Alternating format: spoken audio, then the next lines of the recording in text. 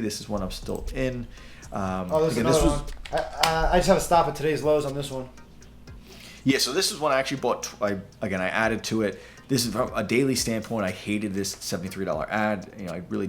Typically this would not be an ad I would have taken, but just looking at this macro pattern going back nearly a decade, it's like I just kind of had to be involved or add more. But I'm with you. Even like this 73 ad, I have no problem kind of taking it off break even if it does want to roll over. But really the proper stop for now is versus weekly low versus 68. Right. And really, in theory, if you really want to be in this for the bigger move, it's really versus 63. But again, as we've seen in the past with this name, when it gets up into this area, it is quickly reversed. So this is not something where I want to take a big loss just to trade it perfectly. I still want to be defensive, and if it does want to have that big move, I do want to try to be involved. So this is one I'm absolutely definitely still in.